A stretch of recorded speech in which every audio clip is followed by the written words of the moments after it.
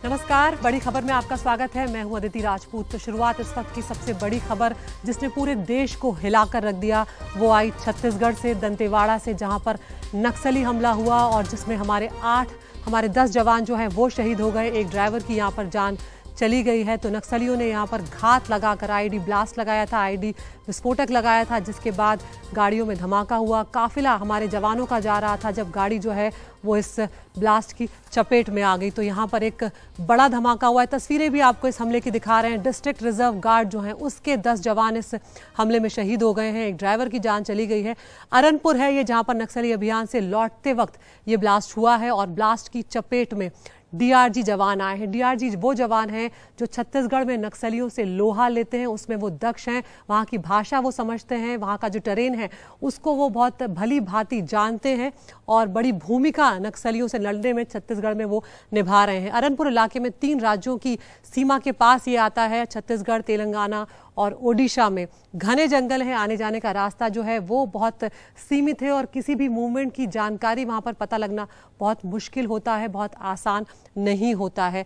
इस हमले को लेकर गृह मंत्री अमित शाह ने दुख जाहिर किया है और साथ ही छत्तीसगढ़ के मुख्यमंत्री भूपेश बघेल से बातचीत भी की है। उन्हें आश्वासन दिया है हर तरह की मदद को लेकर। साथ ही उधर मुख्यमंत्री भूपेश बघेल जो हैं उन्होंने कहा है कि नक्सलियों के खिलाफ लड़ाई जो है वो अंतिम दौर में है। नक्सलियों को छोड़ेंगे नहीं, खत्म करके रहेंगे। लेकिन अब हम सिलसिलेवार तरीके से आपको बताते हैं कि आज हुआ क्या है और कैसे नक्सली जो हैं वो चुनौती साबित हो रहे हैं।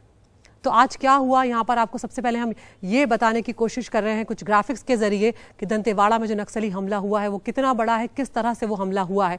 अरनपुर में नक्सलियों के छिपे होने की खबर सामने आई थी। उसके बाद जो डिस्ट्रिक्ट रिजर्व गार्ड है उसका जो बल है वो नक्सल विरोधी अभियान के लिए निकलता है अरनपुर के लिए। सर्च अभियान के बाद लौटते वक्त सुबह करीब 11 बजे बताया जा रहा है ये ब्लास्ट हुआ है। गाड़ी किराए पर लेकर डीआरजी के जवान हैं जो गए थे। अक्सर ऐसा होता है, इस तरह के जो गश्ती होती है, पेट्रोलिंग होती है, इसके लिए गाड़ियां जो है वो जवानों को किराए पर लेनी पड़ती है। काफिले में तीसरे नंबर की गाड़ी थी ये जो ब्लास्ट की चपेट में आई है। टेम्पो ट्रैवल गाड़ी थी जो धमाके की चपेट में आई है और 10 जवान जो हैं वो हमारे आज शहीद हो गए। बहुत ही दुखद ये खबर है। हमले में फिलहाल जो जानकारी आई है उसके मुताबिक 50 किलो आईडी का इस्तेमाल जो है उसकी आशंका यहाँ पर जताई जा रही है। तो किस तरह का ये धमाका था, किस तरह से आज हुआ, ये हमने आपको बताया। अब हम आपको तस्वीरें दिखाने जा रहे हैं जो कहीं ना कहीं परेशान करने वाली हैं कि कैसे इस धमाके को अंजाम दिया गया। तस्वीरों के जरिए आपको बताते हैं कि कितना जबरदस्त ये धमाका था। ब्लास्ट के बाद कई फुट गहरा गड्ढा जो है वो यहाँ पर साफ तौर पर नजर आ रहा है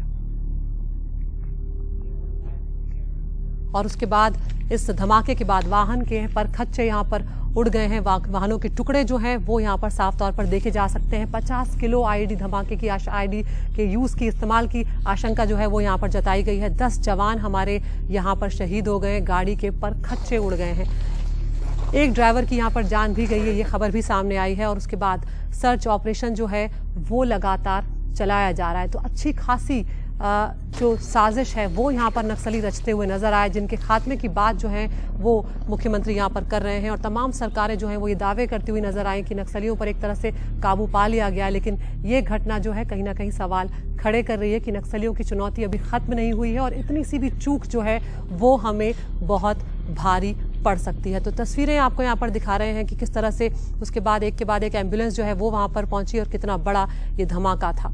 एक और यहाँ पर बात जो है वो नक्सली हमले के लिए कही जा रही है कि नक्सली जो है टीसीओसी पीरियड जो होता है उसका इस्तेमाल करते हैं। तो आपको ये भी यहाँ पर हम बताते हैं कि टीसीओसी पीरियड आखिर होता क्या है ये नक्सलियों का टीसीओसी, यानी कि टैक्टिकल काउंटर ऑफेंसिव कैंपेन जो है वो कहा जाता है। और इसी अवधि में, इसी पीरियड में संगठन का विस्तार करते हैं नक्सली। उसका इस्तेमाल जो है अपना संगठन बढ़ाने में ये कर रहे होते हैं। यहाँ पर आपके बता दें कि नए लड़ाकों को वो अपने संगठन में जोड़ते हुए नजर आते हैं, उन्हें ट्रेनिंग देते हैं और नए लोग जो उनके लड़ाके जो शामिल किए जाते हैं नक्सलियों के साथ, उसमें उन्हें रियल टाइम प्रैक्टिस जो है हमलों की, एम्बुश की, वो करवाई जाती है।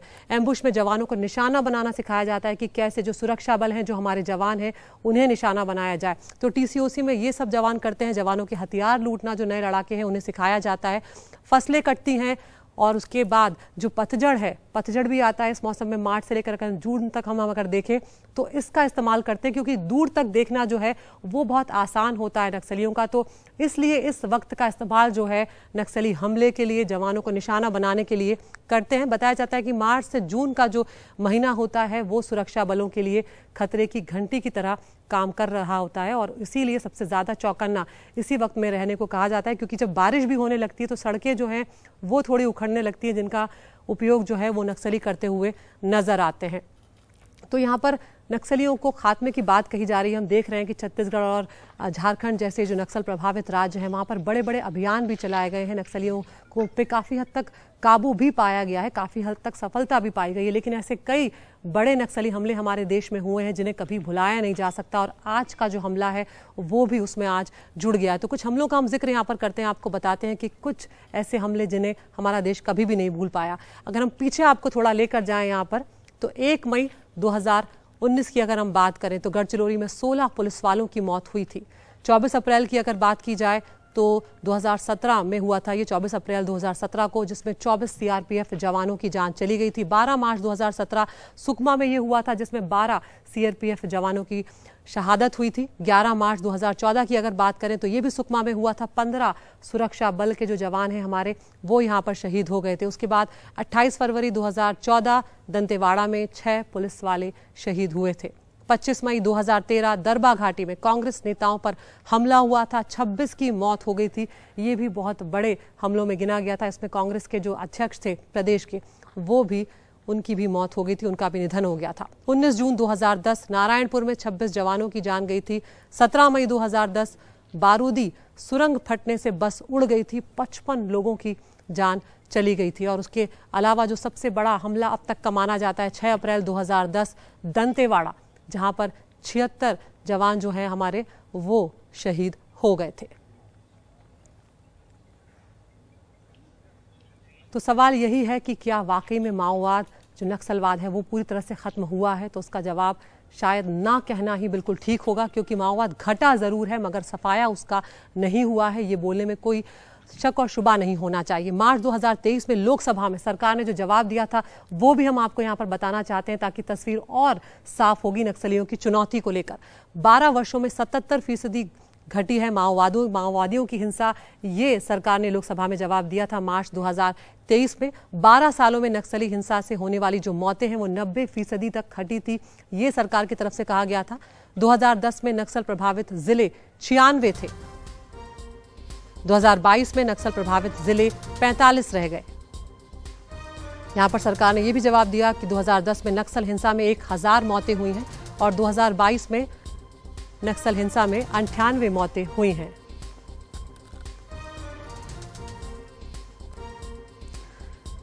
तो इसमें कोई दो राय नहीं है कि पिछले कुछ वक्त में नक्सलियों के खिलाफ बड़े अभियान चलाए गए हैं, सफलता भी हासिल हुई है हमारी सरकारों को, और जो रेड कॉरिडोर कहा जाता था वो बहुत संकुचित हुआ है, वो बहुत सिकुड़ा है। ये हमारी प्रशासन की, सरकारों की सफलता है, लेकिन ये घटना कई सवाल खड़े कर रही है। क्या है वो सवाल? यहाँ पर हम कुछ सवाल खड़े कर रहे हैं कि क्या डिस्ट्रिक्ट रिजर्व गार्ड जो हैं उनसे एसओपी के पालन करने में चूक हुई है? जो स्टैंडर्ड ऑपरेटिव प्रोसीजर होता है वो फॉलो किया जाता है, आने जाने के रास्ते जो हैं वो अलग होते हैं, एक खास वक्त जो है वो देखा जाता है, उसका ध्यान रखा जाता है, इलाकों की जो गश्ती होती है उस वक्त भी खास नज़र रखी जाती है कि कहीं कोई सूचना ना मिल रही हो, कोई खबरी यहाँ पर काम ना कर रहा हो। दूसरा सवाल हम उठा रहे हैं यहाँ पर कि क्या खुफिया तंत्र को भनक नहीं लग पाई, क्या हमारे जो इंटेलिजेंस एजेंसियाँ हैं उनको कोई भनक नहीं लग पाई, किस तरह की घात लगाकर नक्सली बैठे हुए हैं और इतना बड़ा ब्लास्ट वो अंजाम दे सकते हैं?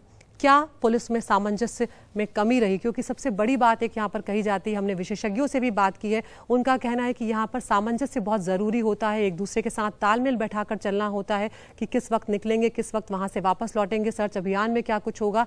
तो ये जो एक नियम का पालन किया जाता है, क्या उसमें कुछ चूक हो गई? क्या एजेंसियाँ जो हैं उन्हें भनक नहीं लग पाई? और यहाँ पर सबसे बड़ा सवाल ये भी है कि क्या जो सरकार का नक्सल विरोधी रवैया है उसमें ढिलाई बढ़ती गई है? क्योंकि बार बार जब सरकार ये दावे करती है कि निर्णायक लड़ाई पर हम पहुंच गए हैं और नक्सलियों का सफाया हमने कर दिया है, तो क्या हम अति आत्मविश्वासी तो नहीं हो गए? क्या हम यहाँ पर ओवर कॉन्फिडेंट होकर ये भूल तो नहीं जा रहे हैं, थोड़ी ढिलाई तो नहीं बरत रहे हैं, जिससे इतनी बड़ी घटना को नक्सली अंजाम देते हैं और अपनी मौजूदगी को एक बार फिर से वो यहाँ पर दर्ज कराते हुए नजर आते हैं?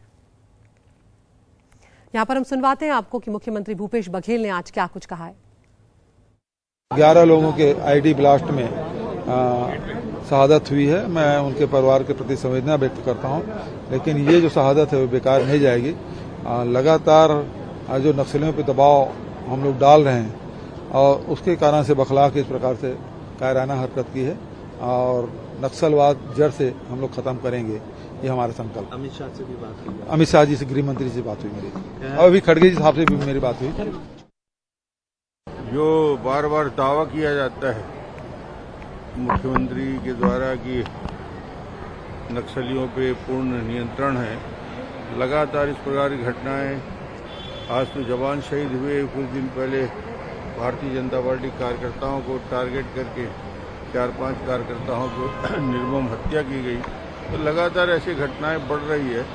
मुझे लगता है कि इस प्रकार के रोड ब्लास्ट का पूर्वानुमान लगाना तो सही में कठिन होता है, मगर सर्चिंग ऑपरेशन को और तेज करने की आवश्यकता महसूस होती है कि ज़्यादा से ज़्यादा सर्चिंग ऑपरेशन होंगे तो नक्सली पीछे हटेंगे और सावधानी रहेगी। ये ध्यान देने लायक बात है।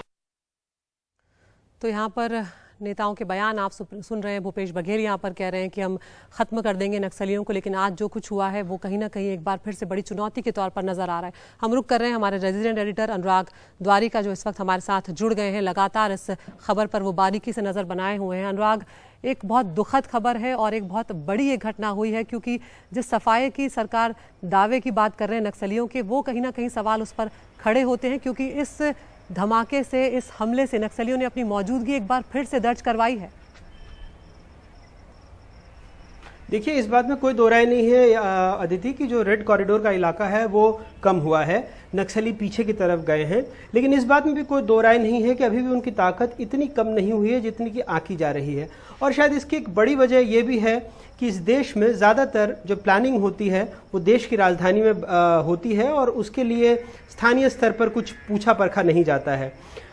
अब आप देखिए कि जो डीआरजी है वो वहाँ के स्थानीय लड़ाकों की फौज है, यानी जो नक्सली सरेंडर कर चुके हैं, यानी जो युवा वहाँ पर हैं, वो अक्सर वहाँ पर सीआरपीएफ यानी जो केंद्रीय पैरामिलिट्री फोर्स है उसकी आंख नाक कान बनकर काम करते हैं।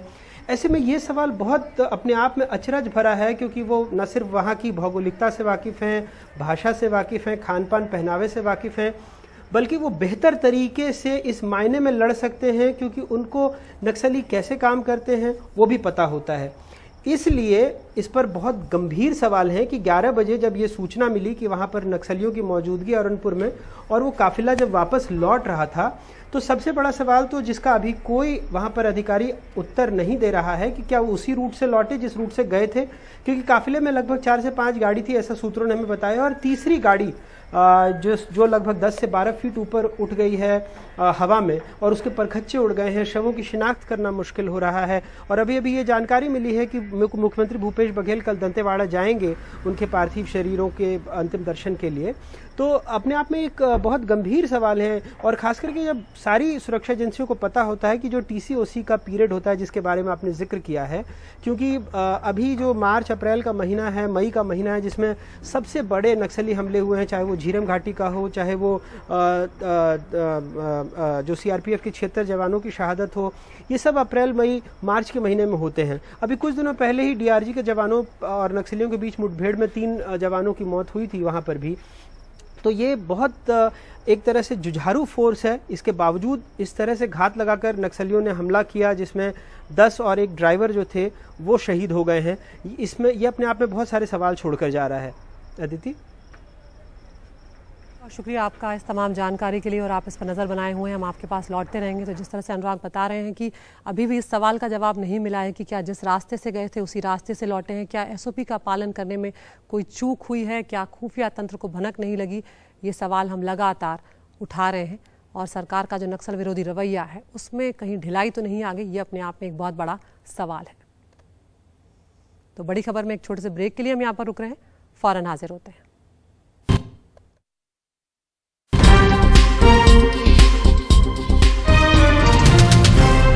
तो दंतेवाड़ा पर नक्सली हमले का हम जिक्र यहाँ पर कर रहे हैं और अभी बहुत सारे सवालों के जवाब मिलने बाकी हैं। अभी जांच होगी, उसके बाद पता लगेगा कि क्या एसओपी का पालन करने में कहीं कोई चूक हुई, क्या वो वजह रही कि इतने बड़े धमाके की चपेट में हमारे डीआरजी के जवान जो हैं वो आ गए। इस वक्त दंतेवाड़ा में जो स्थिति है वो अब कहीं ना कहीं तनावपूर्ण हो गई है। इस हमले के बाद घटनास्थल पर हमारे सहयोगी विकास तिवारी पहुंचे, वहां की स्थिति आपको दिखा रहे हैं जहां पर ये धमाका हुआ। एक रिपोर्ट आपको दिखाते हैं। लंबे समय के बाद दंतेवाड़ा में एक बार फिर से माओवादियों ने टीसीओसी के समय में एक बड़ी घटना को अंजाम दिया है। दरअसल बताया जा रहा है कि डीआरजी के कुछ जवान ऑपरेशन पर निकले थे। कहीं पे माओवादियों के इकट्ठा होने की सूचना मिली थी, जिस आधार पर लगभग 30 से 40 की संख्या में डीआरजी के जवान, एक नंबर के जो दंतेवाड़ा के हैं, अलग अलग टुकड़ियों के, वो अपने एक ऑपरेशन पर निकले थे जहाँ माओवादियों की नक्सलियों से मुठभेड़ हुई और मुठभेड़ के बाद एक घायल नक्सली को भी लेकर वो लौट रहे थे। अलग अलग वाहनों की सहायता से जब ये डीआरजी के जवान लौट रहे थे तो अरनपुर थाना क्षेत्र के अंतर्गत यहाँ पहुँचे हुए थे। अरनपुर का ही ये इलाका है और इस सड़क में जैसे ही उनकी गाड़ी यहाँ पर पहुँची, माओवादियों ने पहले से यहाँ पर बारूदी सुरंग प्लांट कर रखा था और जैसी गाड़ी यहाँ पे पहुँची तत्काल उन्होंने ब्लास्ट कर दिया। ये ब्लास्ट इतना बड़ा बताया जा रहा है। अभी बस्तर आईजी सुंदरराज पी से भी हमारी बातचीत हुई तो उन्होंने बताया कि लगभग 40 किलो बारूद का इस्तेमाल लगभग यहाँ पर किया गया होगा, जिस तरह से ब्लास्ट हुआ है। आप देखें कि गड्ढा कितना बड़ा हो गया है और इसकी चपेट में आने वाली वाहन, यहाँ से इसके टुकड़े लगभग 100 से 150 मीटर तक फेंका गए।